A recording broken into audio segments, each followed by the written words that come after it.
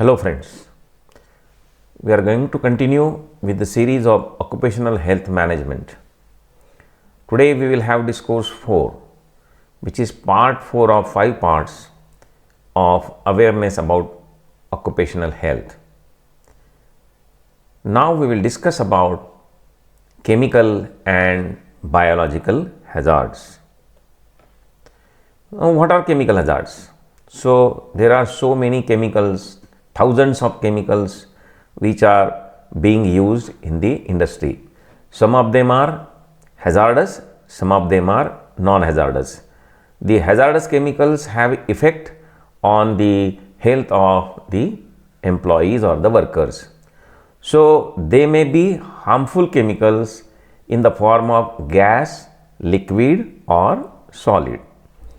Generally during process, they may evolve in the form of dust, fumes, vapors, gases, smoke and mist. So these are the different forms in which they may evolve during the process. So if you go for different chemical processes, so different evolvement of the fumes, vapors, gases may be there. Of different gases, maybe mixture of gases, maybe mist or the aerosols.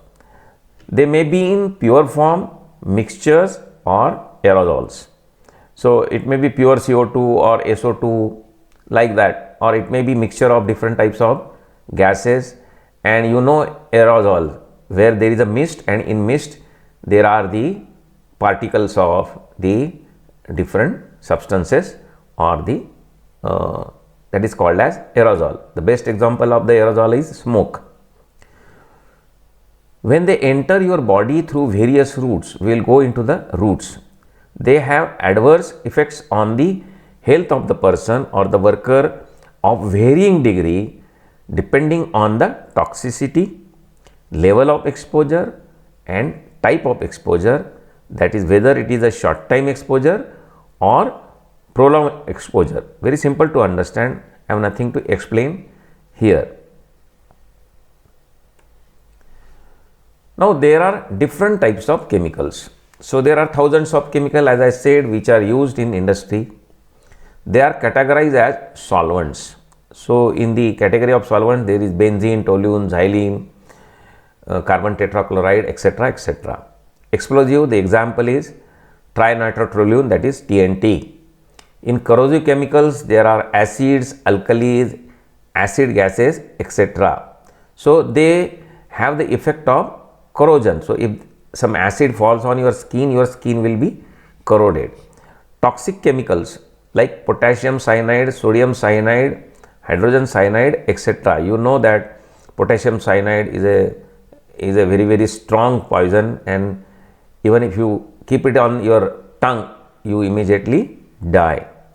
Oxidizing materials like potassium permanganate. Oxidizing chemicals means when they take part in the chemical process, they release oxygen.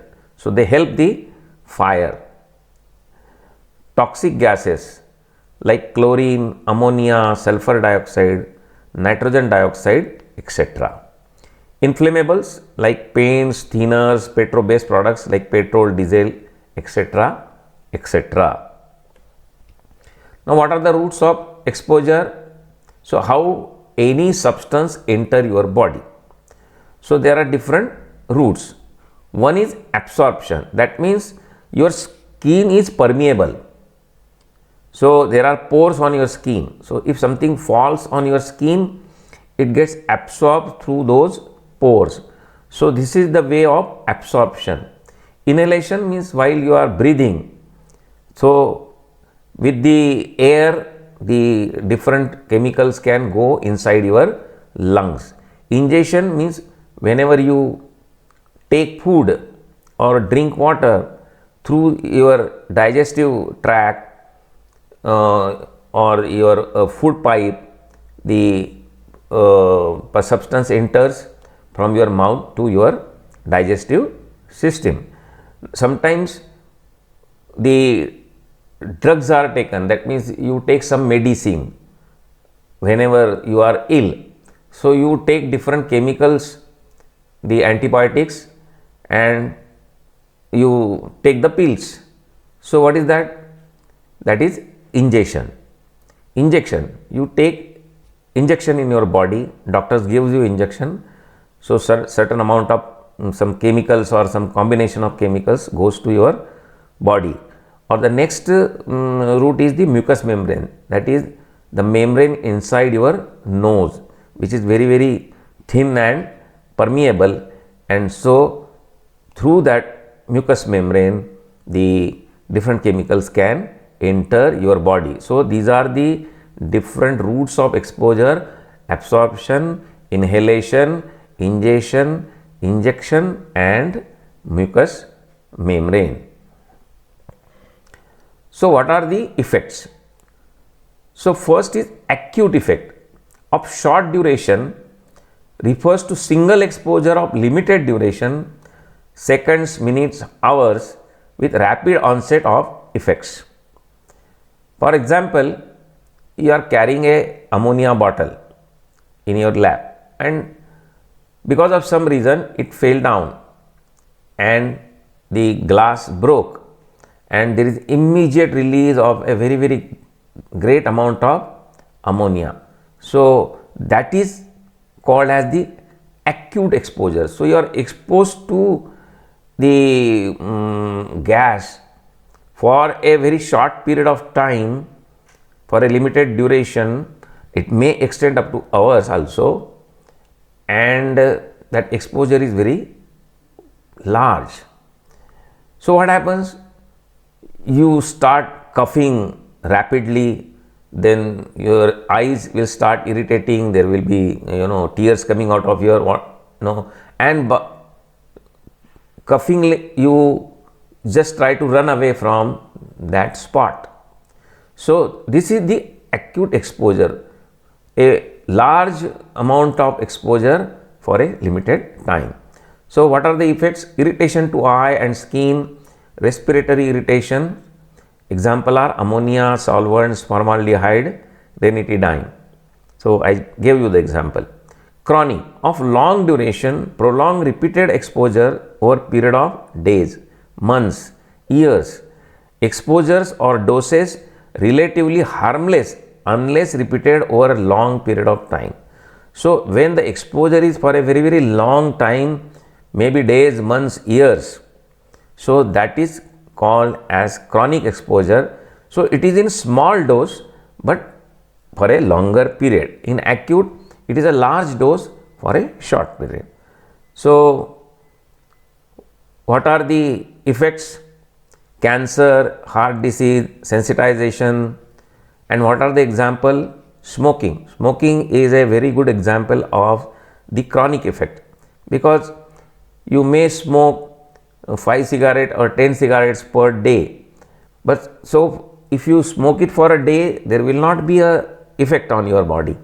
But if you keep on smoking for months together, years together, so then there will be the chronic exposure and there are chances of the effect. So smoking, coal mine dust, if you are working in the coal mine, so you are continuously exposed to the coal dust.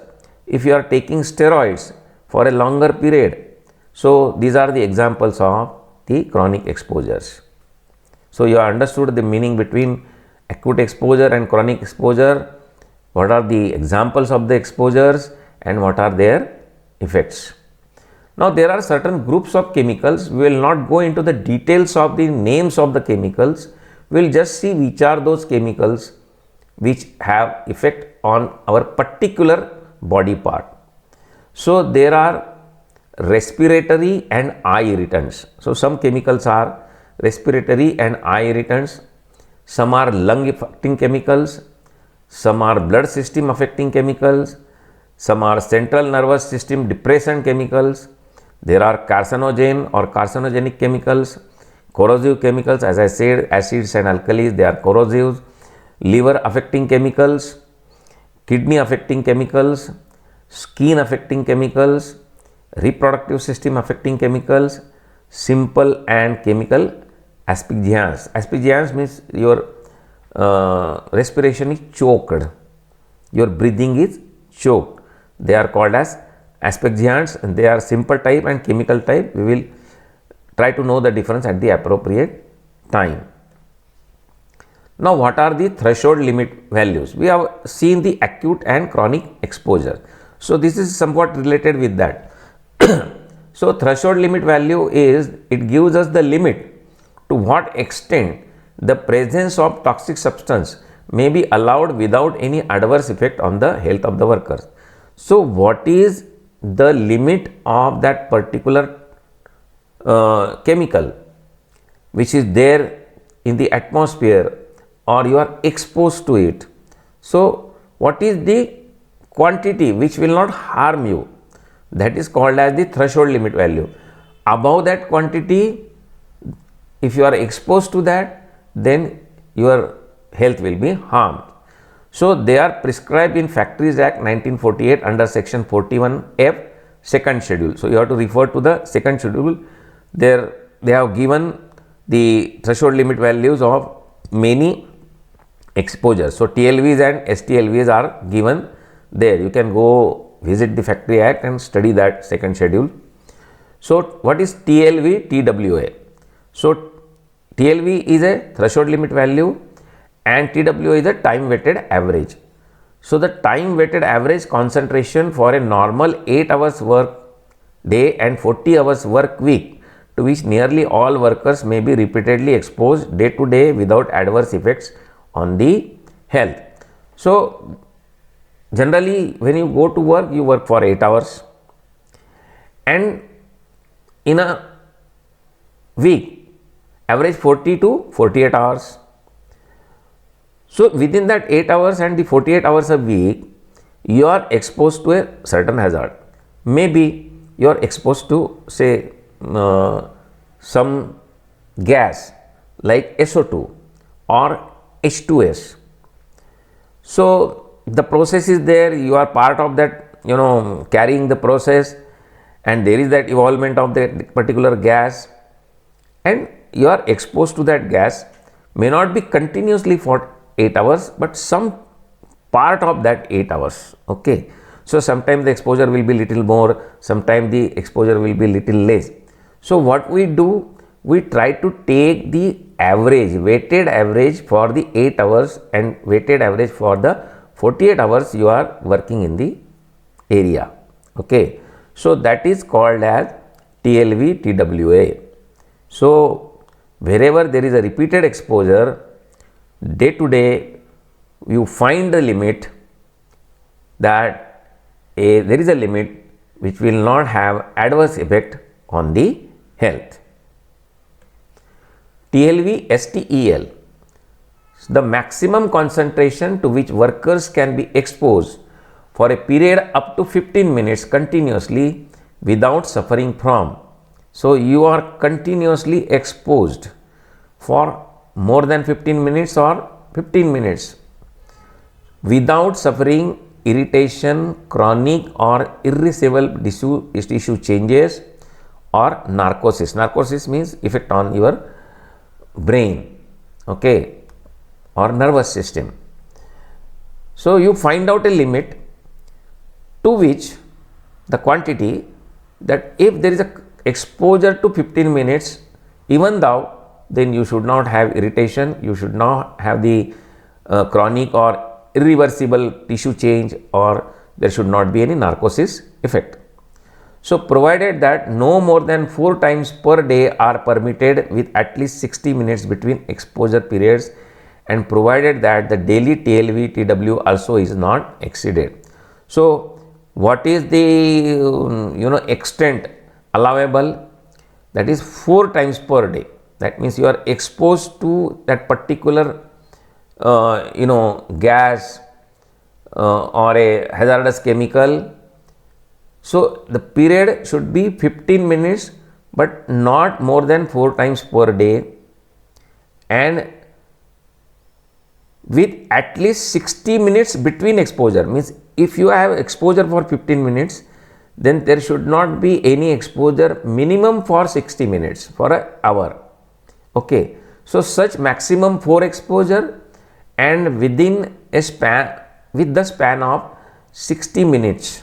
Okay. So that is called as the TLV STEL, and you have to see at the same time that you are not exceeding TLV TWA also at the same time. So for example, the limits of ammonia are 25 ppm and 35 ppm, and for chlorine it is 1 ppm and 3 ppm. ppm means parts per million. So for ammonia, TLV TWA is 25 ppm and TLV STL is 35 ppm. For chlorine, the TLV TWA is 1 ppm and TLV STL is 3 ppm respectively. Okay. So what are the target organs? So from this diagram you can see brain, heart, kidneys, all your internal organs are vulnerable or susceptible to the different exposures, but there are different chemicals which target the different organs. So some chemicals target brain, some chemical target heart, some chemical target kidney, like that. So once in the body, hazardous components of some materials can be carried in the bloodstream to target organs. So if that particular chemical is absorbed in your body, it enters your body, so that hazardous component that is carried in the bloodstream and it goes to the particular target organ. If the body can't deal with these materials as quickly as they are arriving, so there is a metabolism, so immediately the process starts in your body to excrete those chemicals from your body through your excretion systems. So as they are arriving, then you start to get an accumulation. This is called the body burden. But if your body is not able to wash out that much of material which has entered your body and body's stream, so it starts accumulating on that particular organ, and this is called as the body burden. The retention time in the body can be anything from minutes to many years depending upon the substances.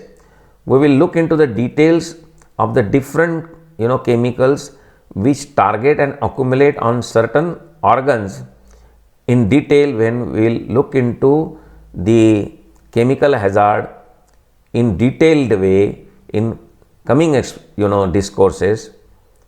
So we will limit ourselves here to the target organs and how the target organs are targeted. So far so good. We looked into chemical hazards in short. Biological hazards, they are outcome of the exposure of the workers to infective and parasitic agents at the workplace such as insects, bacteria, viruses, fungi, parasite, etc. So you are exposed to the biological hazards, exposed to different parasitic agents like insects, bacteria, virus, fungi, and so on. They are likely to be present in activities like food processing. So when you are working in food processing industry, meat processing industry, tanneries or laboratories handling live cultures, or companies manufacturing vaccines with live bacteria or viruses. So these are the industries where there can be an exposure of the biological hazard. So it may cause via contaminated drinking water. So if you have the contaminated drinking water at your workplace and a contaminated food is there, so you will be exposed to bacteria or different parasites. So industrial use water, particularly cooling towers and the related pipelines and other water systems, so they develop a bacteria called Legionella. This threat is particularly more in cold countries, but may be very rare in hot countries like India. So biohazards can be transmitted to a person through inhalation, injection or physical contact. Here the injection means if some needle which is contaminated, if you get pricked with that needle, so there will be injection of that particular bacteria or virus. So how to control the biological hazards? Vaccination is essentially important for those working with biohazards against tetanus, yellow fever, diphtheria and anthrax. Medical surveillance and keeping permanent medical records. Eating, drinking, smoking, chewing tobacco should be prohibited where work with infectious agents is in progress. So, unless otherwise you wash your hands and food, wash your body, you should not eat or drink or smoke or chew tobacco. So, floors, workbenches where infectious agents should be disinfected with suitable germicide.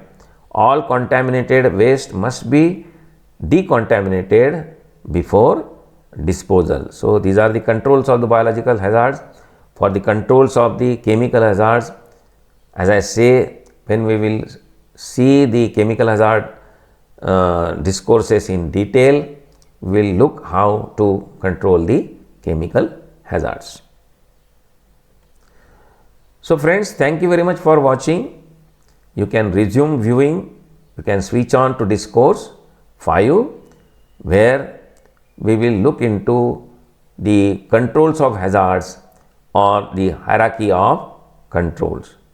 So, friends, please do not forget to like, share, comment and subscribe to my channel. Thank you very much.